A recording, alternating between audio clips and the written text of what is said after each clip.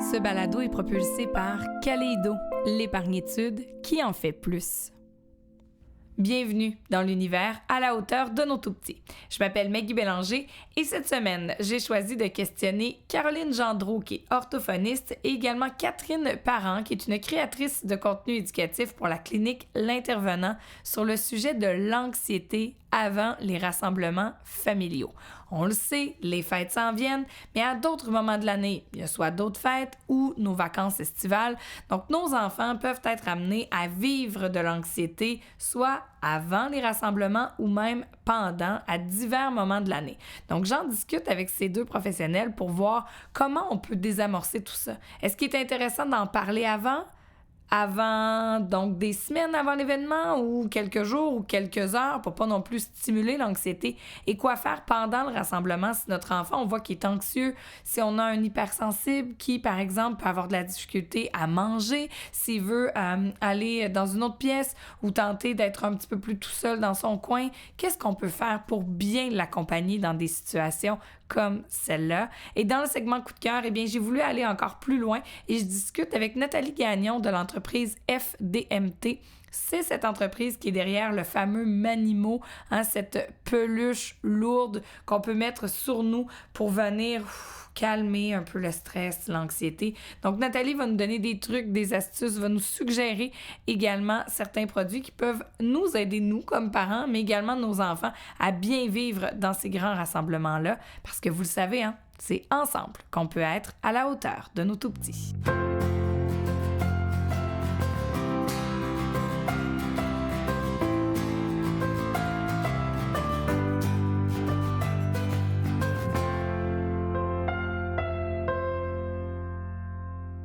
Comment se préparer à gérer l'anxiété de nos enfants, puis des fois, j'aurais envie de dire la nôtre aussi, à l'approche des rassemblements familiaux.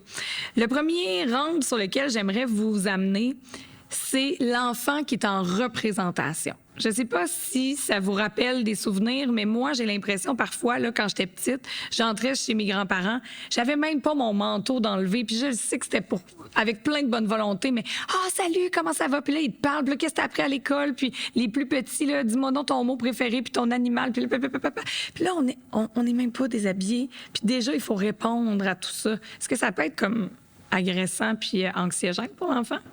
Mais tellement. Tu sais, l'an passé, j'ai écrit un article qui s'appelait Sacrée patience aux petits. En fait, tu disais comment comprendre ça, l'anxiété que ça peut provoquer. En fait, tout est une question de réponse aux besoins. Tout est une question de départager à qui appartient le besoin. Donc, ton besoin de grand-maman, c'est de serrer très fort tes petits-enfants, des câliner, de leur faire des becs en pincettes parce que toi, tu les aimes, puis tu veux les voir plus souvent, puis là, c'est une belle fête de famille, ça mettons Noël, ou tu sais, bon. Puis là, il y a ma tante Micheline qui embarque là-dessus, elle sent vraiment fort le parfum.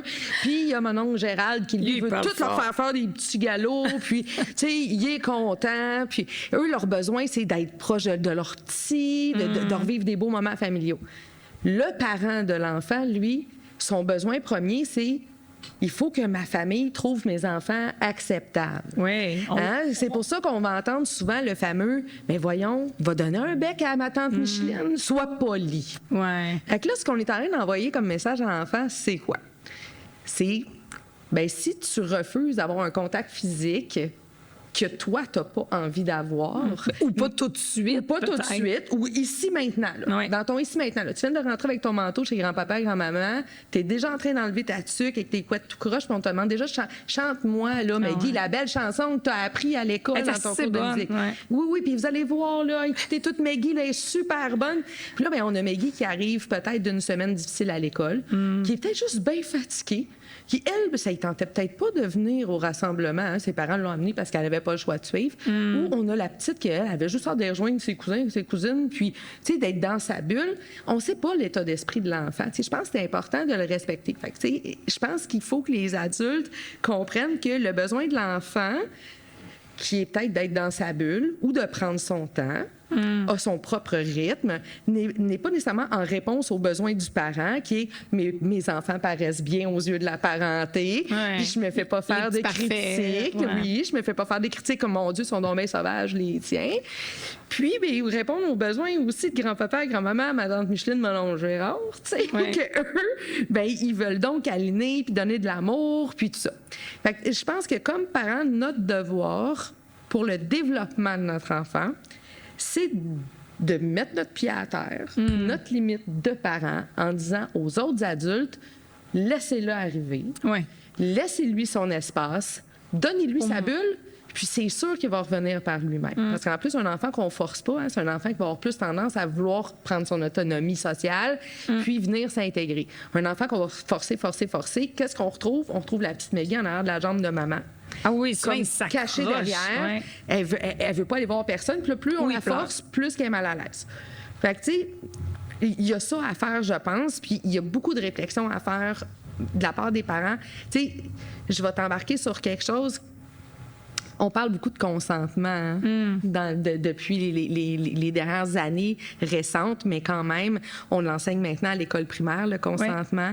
Mais quand toi, tu n'as pas envie d'avoir un contact physique tout de suite ou pas du tout. Puis que l'autre te force. Et que la personne qui signifie ta sécurité, c'est-à-dire ton parent, qui est supposé d'être ta référence sécurisante quand tu es un enfant, t'oblige à avoir un contact physique avec un adulte ou un autre enfant en disant, ben là, t'es pas gentil si tu veux pas faire le bisou, puis... Ah oui, là, t'es pas peureux. Là, exactement. Ben en fait, c'est le premier contact qu'un enfant a avec le dépassement de la limite de son propre consentement. Donc, ça peut s'installer très jeune. Absolument.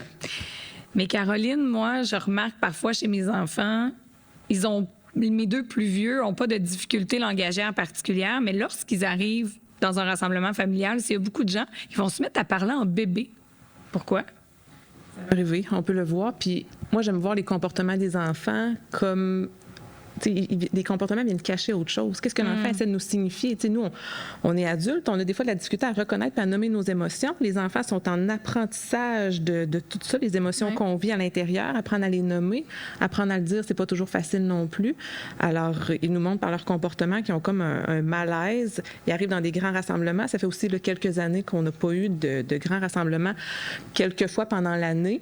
Donc là, les gens qui vont voir, ben mon oncle, ma tante les ont sûrement vus sur les réseaux sociaux, des photos qui ont été partagées, mais eux, ils savent pas c'est qui, là, c'est mon oncle, ma tante-là. Donc, ils arrivent, ils n'ont pas de lien significatif avec les personnes qui viennent sur eux, qui veulent les toucher, leur parler, savoir sont en quelle année, qu'est-ce qu'ils aiment. Donc, c'est ça, c'est de les laisser arriver, puis de les laisser... Moi, je ne mettrais pas d'emphase là-dessus. T'sais, si l'enfant parle en bébé, des fois, j'aime ça dire « Ah, on prend notre voix de grand. » Puis, même physiquement, je recule mes épaules. Fait que, tu sais, si l'enfant veut reprendre le modèle, c'est correct. Puis s'il n'est pas encore à l'aise, ben... L'idée de dire on prend notre voix de grand, mais disons que ça ne fonctionne pas, on fait attention. Parce que là, des fois, je me rends compte qu'on tombe dans la spirale inverse. Ben voyons, parle pas de même, ça n'a pas de bon sens, Puis là, on peut arriver... Ouais, mais c'est ça, à la maison, t'es pas comme ça, qu'est-ce qui te prend?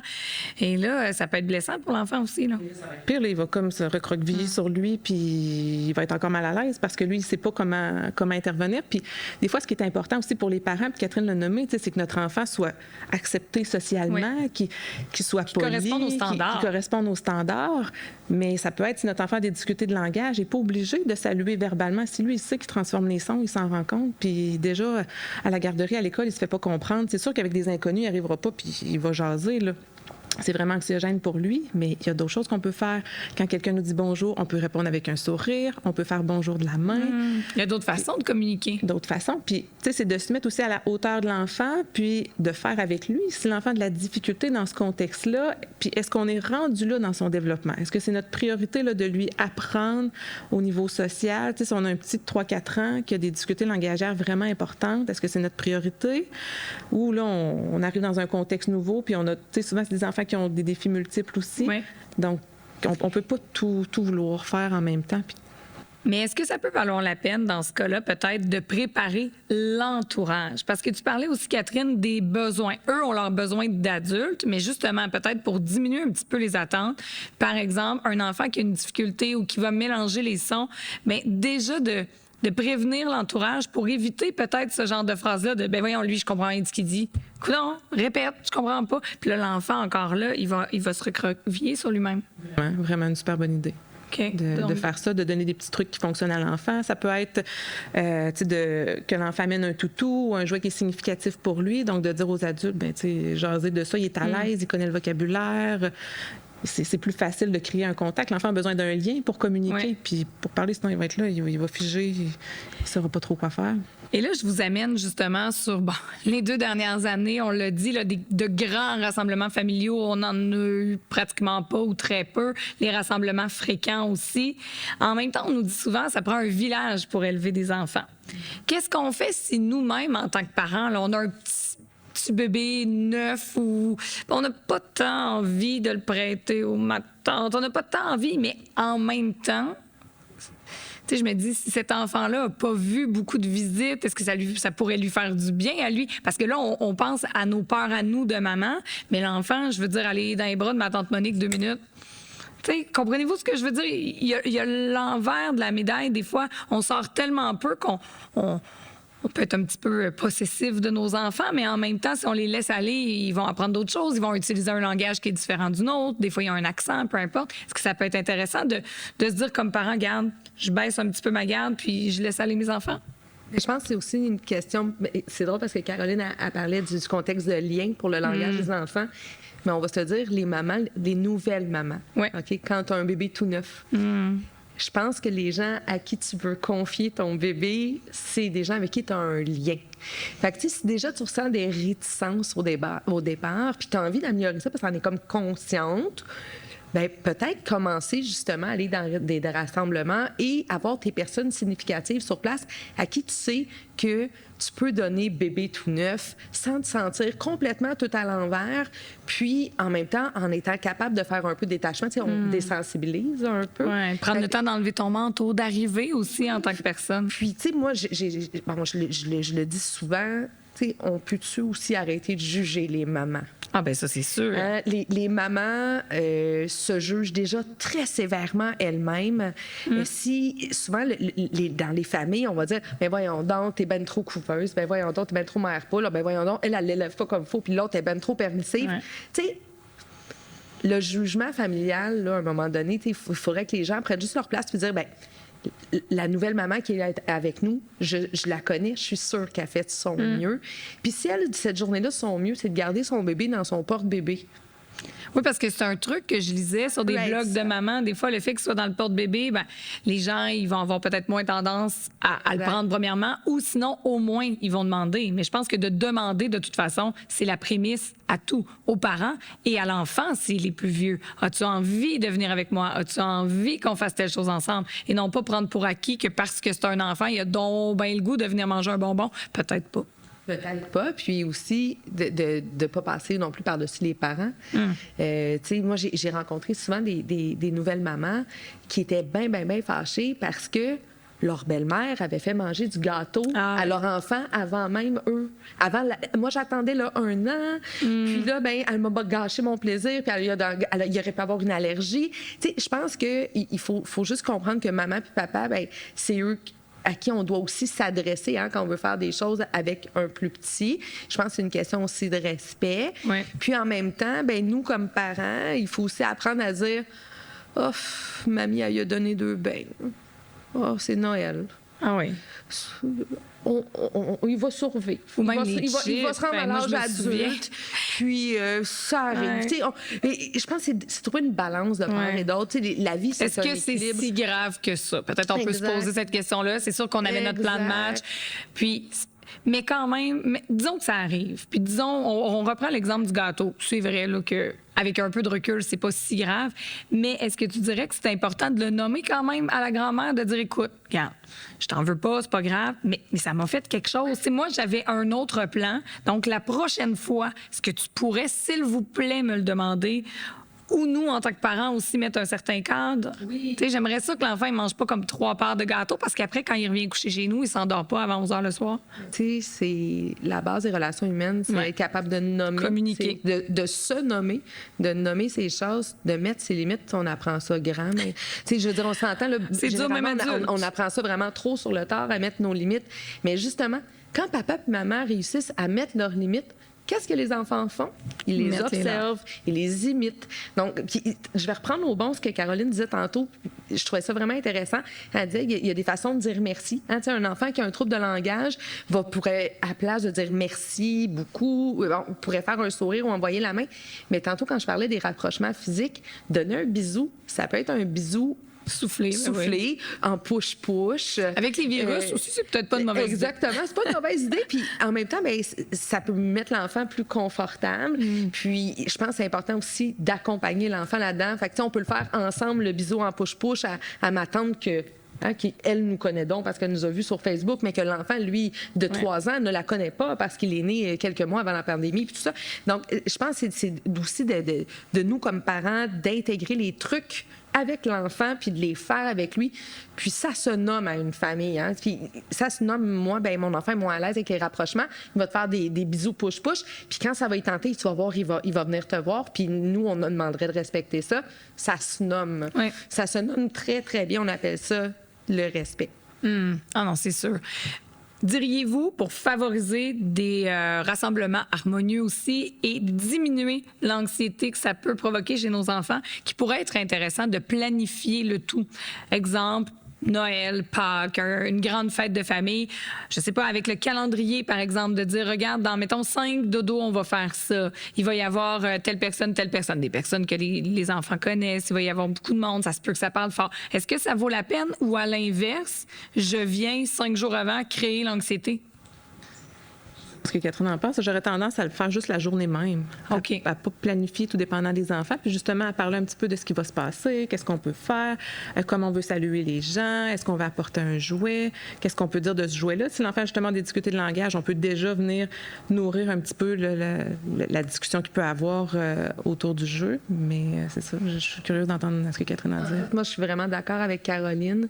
Tu sais, l'enfant anxieux, c'est un enfant qui anticipe. Un enfant qui est dans l'anxiété, un parent qui est dans l'anxiété. Parce que souvent, je vois pas de quoi tu parles. Le parent qui va préparer vraiment, vraiment d'avance, souvent, c'est lui qui a son besoin de gérer sa propre anxiété, qui va préparer tout le monde. En fait, c'est lui qui prépare de façon sous-jacente. Donc, Caroline l'a dit vraiment très, très bien. T'sais, si on s'organise la journée même, bien souvent, tu sais, c'est comme sauter dans la piscine. Hein? Ben là, demain, il va falloir que tu montes sur le deck. L'eau, ça se pourrait qu'elle soit à 74. Okay. Donc, on génère des scénarios déjà, là. Là, je veux que tu ailles ton flotteur. Puis quand je vais compter jusqu'à 3, tu vas sauter dans la piscine. Ça se pourrait que tu ailles froid. Tu sais, moi, je dis, go, on s'en va se baigner. Prends tes flotteurs, on monte sur le deck, puis à 3, on saute. Puis on verra, est à combien. Parce que nous, comme parents, on va l'avoir regardé de toute façon, la température. Oui. Puis on sait que c'est acceptable pour nos enfants. Fait que, tu sais, les enfants sont très dans le moment présent. Les enfants sont très dans le ici, maintenant. Puis c'est nous, les adultes, qui leur apprenons à anticiper beaucoup de choses. Puis je pense qu'il y a une certaine portion d'anxiété qui est extrêmement présente chez les enfants aujourd'hui. Là, tu sais, nous, à la clinique intervenant, je peux à peu près vous dire qu'entre 80 et 90 des dossiers qu'on a, puis on en a plus de 400 à la clinique actif, comprennent de l'anxiété, il y a une différence entre trouble anxieux et anxiété, là. Ouais. Mais l'anxiété fait presque toujours partie des dossiers. Puis je pense qu'il y a une grande partie de cette anxiété-là qui est générée des fois par les parents, les propres craintes des parents qu'on transmet aux enfants. Moi, c'est pareil comme, admettons, à Noël. Là, on parle des grands rassemblements, ça peut être un mariage. Bien, mariage, bon, ça prend quand même un certain décorum, mais mettons Noël. Tu sais, t'amènes ton enfant, mais là, tu veux qu'il y ait la petite boucle, la petite chemise, le petit pantalon. Mais c'est parce qu'on voudrait faire la photo Instagrammable de famille, donc ça serait bien qu'on soit habillés. Exactement. Puis, mais ça se pourrait que ton enfant, lui, il rêve de mettre son coton ouetté des avec Canadiens que son grand-père lui a donné à Noël, puis les joggings du Canadien qui vient avec. Parce que lui, il est confortable, il se sent lui-même, et peut-être que c'est dans ce coton ouaté-là qui va être capable d'affronter la situation sociale. Oui, puis je pense que c'est pas grave là si ton enfant n'a pas les bretelles, le petit pantalon ou la petite robe à volant avec, tu sais, de toute façon, elle va être assez à terre à jouer. Ouais. Peut-être qu'elle sera pas bien. Peut-être qu'un gros chandail avec des leggings, des petits running shoes, ben ta Ça petite peut être bien fille, correct. là, elle va être super cute. De toute façon, ta famille vont toutes triper dessus pareil. Puis elle va être bien. Puis justement, d'être bien, ben peut-être qu'elle va réussir à être plus elle-même dans ce contexte-là. Être plus elle-même, ça va l'amener à s'ouvrir. Hein? On parlait tout à l'heure, des fois, ça peut nous amener à se fermer, à s'ouvrir. Et en terminant, je veux pas qu'on se laisse sur une note négative, mais je pense qu'avant, il faut le traiter. Si jamais là, des situations, comme on disait tout à l'heure, d'un enfant gêné, on entend un mononcle, peu importe, le petit peureux, tu sais, les commentaires, des fois qu'on peut attendre, il est assez gêné celui-là, qui est sauvage. Est-ce que, là, vous allez peut-être dire que je vais trop loin, mais on vient jouer directement dans des blessures aussi graves que l'humiliation, le rejet? Tu sais, je veux dire, c'est... Notre famille, théoriquement, ce sont les gens qui sont supposés nous aimer inconditionnellement, et là, on entend des commentaires comme ça. On réagit comment? Si on voit notre petit pit, tu sais, qui a juste une petite larme, mais qui sait que, peut-être un peu plus vieux, là, à 5, 6, 7 ans, mais il sait que socialement, c'est peut-être pas le moment de pleurer. Comment on réagit avec ça? T'sais, on veut pas reprendre le mononcle puis mettre un gros malaise. On fait quoi? Moi, je le reprends. On reprend le mononcle? Je sais pas, toi, Caroline. Moi, avec l'exemple que tu viens de donner, moi, je le reprends le mononcle. Je vais t'expliquer pourquoi. Premièrement, je préfère que mon oncle soit fâché contre moi que mon enfant soit blessé à cause que je le défends pas. Dans un deuxième temps, tu sais, quand tu dis, bon, mais ça va jouer dans les blessures, effectivement, mais ça peut aussi créer des blessures qui n'étaient pas existantes. Étiqueter les enfants en bas âge, tu sais, être ça, c'est la broyarde de la famille, puis lui, c'est le tannant, puis, bien, c'est drôle, hein, mais tu sais, les enfants deviennent beaucoup ce qu'on leur attribue comme rôle. Hein. Puis si on laisse les gens étiqueter nos enfants, bien, ça peut faire en sorte que notre enfant va, à chaque fois qu'il va voir cette famille-là, va se comporter exactement comme on s'attend qu'il se comporte, c'est-à-dire en fonction de l'étiquette. Ouais. Fait que moi, honnêtement, là, je ne sais pas ce que Caroline en pense, mais moi, je préfère grandement que mon oncle soit fâché contre moi. Oui, ça peut être aussi, tu sais, moi, je trouve qu'il y a toujours deux côtés de médaille. Un enfant qui est gêné ou qui est timide ou qui est peureux, mais il y a d'autres forces aussi, puis on peut aller vers ça. Un enfant qui, je sais pas, pour nous, il veut pas lâcher le morceau, il veut toujours tout faire, bien, c'est un enfant qui est peut-être persévérant, il va aller jusqu'au bout de son jeu, jusqu'au bout de son idée.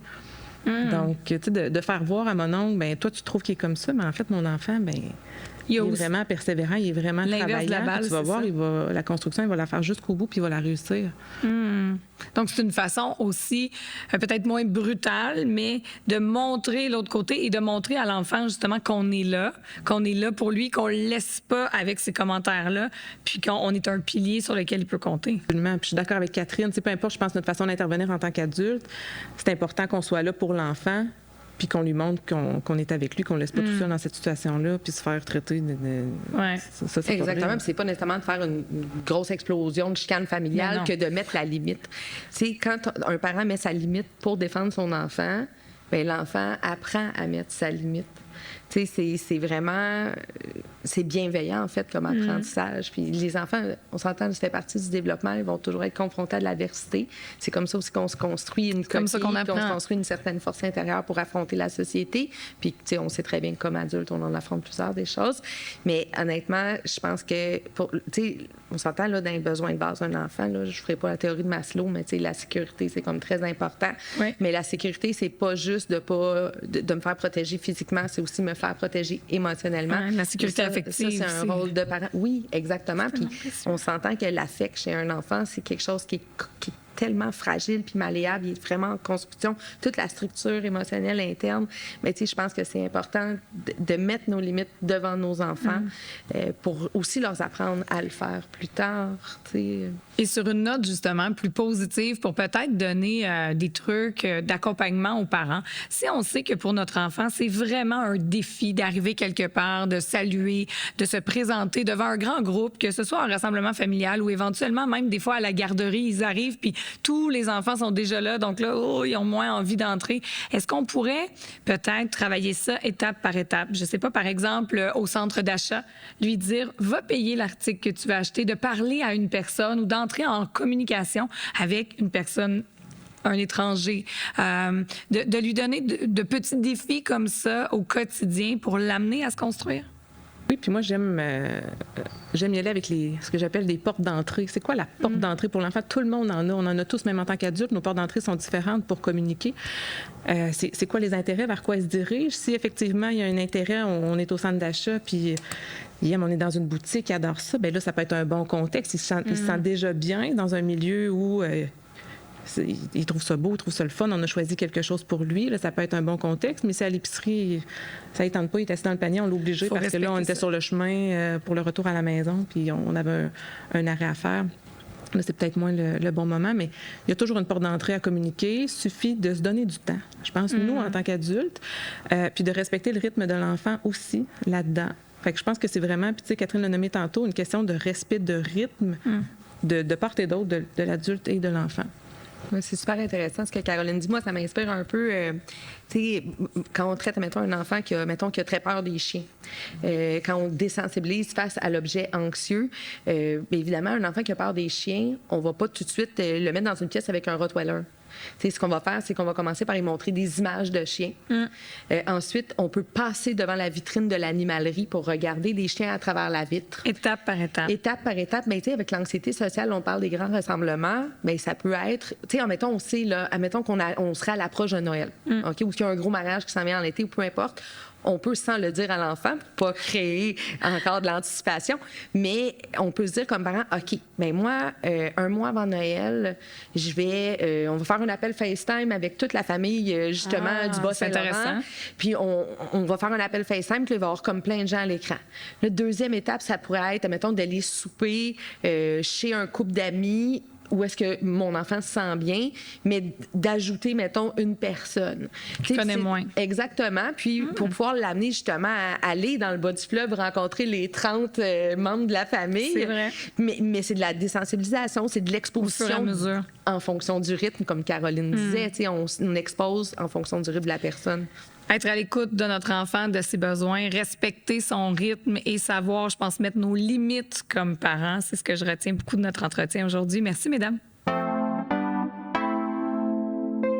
Dans le segment Coup de cœur cette semaine, je tenais à vous accompagner, à vous donner des astuces, des ressources pour nous aider comme parents, mais j'allais même dire comme famille. Je discute aujourd'hui avec Nathalie Gagnon de chez FDMT, les créateurs des fabuleux Manimaux. Bonjour Nathalie. Bonjour Maggie.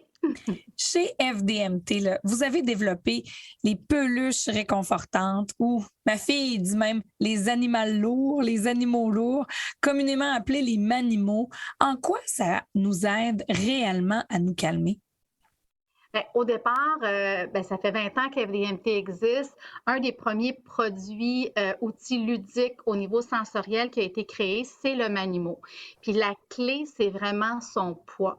Donc, c'est des peluches lourdes de 1 ou 2 kilos qui procurent aux petits et aux grands, il ne faut pas l'oublier parce que les grands aussi parfois font de l'anxiété, une stimulation au niveau de notre système sensoriel qui est proprioceptif. Donc, dès qu'on a déposé le Manimo, on a un effet calmant qui se produit dans le corps et l'esprit. Et c'est simple, on le dépose ou même on le tient dans nos bras, donc on n'est pas nécessairement inactif. Juste le prendre, le serrer, ça fait déjà son efficacité. 15-20 minutes d'utilisation pour des bienfaits qui peuvent durer 1 à 2 heures. Wow! Donc, c'est vraiment cool.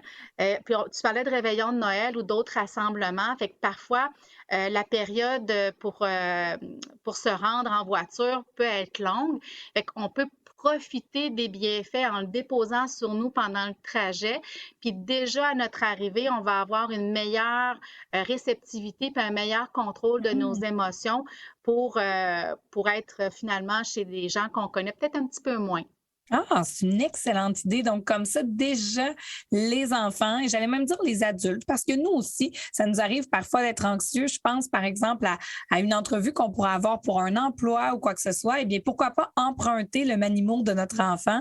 Si je regarde à la maison, moi, les miens adorent. On a la tortue, on a le lézard, et je dois me confesser. Une fois qu'ils dorment le soir, là, parfois, je vais le chercher, puis je le mets même sur moi, dans mon cou, sur mes épaules, en écoutant la télé, par exemple, ou en travaillant à l'ordinateur. Puis je trouve que ça me fait vraiment grand bien. Ça fait descendre les épaules. Oui, les fameuses épaules. Donc, j'aimais beaucoup, Nathalie, l'idée de se mettre, si on veut, de se prédisposer à l'arrivée dans un rassemblement. Mais là, si on sait que nos enfants ont une petite tendance à être anxieux ou on le sait, hein, les rassemblements dans les dernières années, on en a moins connu ou des rassemblements où on était moins nombreux. Donc, si on se projette pour cette année puis qu'on n'est pas certain de comment ça va se passer, est-ce que tu as des trucs, des astuces que tu peux nous donner pour aider nos enfants à se réguler? Oui, avec plaisir. Effectivement, comme parents, on connaît quand même nos enfants, donc on sait qu'est-ce qui peut être plus difficile à contrôler, même certaines petites difficultés de son, d'odeur ou autres qui peuvent être plus dérangeants pour mettons, moi, mais pas nécessairement pour Michael à côté. Donc, comme parents, on connaît nos enfants. Alors, c'est intéressant de pouvoir prévoir certains outils avec nous qui peut les aider justement à gérer la situation qui est parfois, comment je pourrais dire, incertaine vu qu'ils ne sont pas chez eux. Oui, puis c'est intense, hein, tout d'un coup, des fois. Puis même nous, on dirait que des fois, on le sous-estime. On va à un souper, on est 5, 6, puis des fois, wow, le ton monte, la musique, l'ambiance est là. Des fois, c'est de plus grands rassemblements et ça demeure un peu plus calme. C'est difficile parfois de le prévoir. Donc, le fait d'apporter des choses avec nous, ça peut, même pour nous comme parents, nous donner une petite porte de sortie au besoin. Oui, tout à fait. Puis dans les petites choses à apporter, j'ai des suggestions si j'ai quelques minutes pour te les proposer. Certainement. Donc, des objets de manipulation, ce qu'on appelle souvent des fidgets, comme des balles texturées, des potées, des petits trucs qui ont des odeurs ou même des petits éléments brillants ou lumineux. Bien, on en a plusieurs chez FDMT. On a même un ensemble de manipulations avec les 13 fidgets les plus populaires. Mais ce que ça l'aide, c'est quand on est concentré sur la texture ou sur une forme ou la brillance, ça nous permet d'être moins disponible ou, je vais prendre le terme, victime des stimuli qui sont dérangeants autour. Donc, ça nous aide vraiment à avoir de l'autorégulation puis de l'autogestion au niveau de nos émotions. OK, donc ce que tu nous dis, c'est le fait qu'on soit concentré. Là. Je pense au fameux, justement, pop-it, qu'on pousse sur les petites balles, mais pendant que notre cerveau est concentré là-dessus, il est un peu moins, si on veut, agressé, si je peux me permettre l'expression, par ce qui se passe autour. Oui, parce que là, je suis concentrée à l'action-réaction que mon doigt va faire avec le petit pop du pop-it. Donc, ça fait que je suis moins dérangée par ce qui se passe autour, la voix forte ou quoi que ce soit. Là. J'ai un autre outil aussi parce qu'on parle justement de voix forte, de rire intense ou autre. Bien, c'est sûr que nos enfants, irritables ou non, dans la fatigue, on le devient tous un peu. Ah oui. L'endurance diminue avec la durée de la soirée. Là. Puis si on a bien du fun comme parents, bien, des fois, les enfants sont un peu victimes de se coucher plus tard que prévu.